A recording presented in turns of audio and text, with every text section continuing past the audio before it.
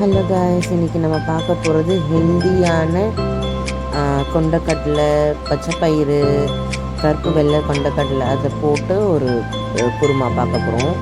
இட்லி, தோசை, சப்பாத்தி, பூரிக்கு கூட இது நல்லாயிருக்கும். ட்ரை பண்ணி பாருங்கள், எப்படி இருக்குதுன்னு சொல்லுங்கள். இது சாண்ட்விச் ஸ்பெஷல். பார்க்கலாமா?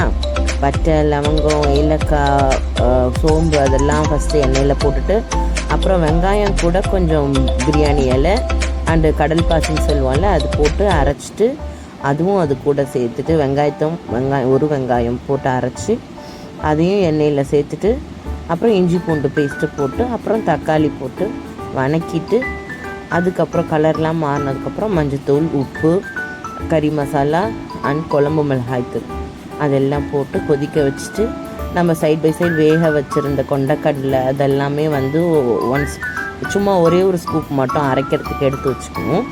மற்றதெல்லாம் அது கூட டைரெக்டாக ஆட் பண்ணிவிட்டு நல்ல பச்சை வாசனை போகிற அளவுக்கு கொதிக்க வச்சுட்டு, அதுக்கப்புறம் நம்ம அரைச்ச பேஸ்ட்டையும் அதில் சேர்த்துட்டு, கொத்தமல்லி சைட் பை சைட் வெந்துட்டு இருக்கும்போதே ஒரு பக்கம் தேங்காய், முந்திரி, கசகசா, சோம்பு போட்டு அரைச்சி, இது நல்ல பச்சை வாசனை போய் கொஞ்சம் எண்ணெய் தனியாக பிரிஞ்சு வரும் அந்த மசாலா.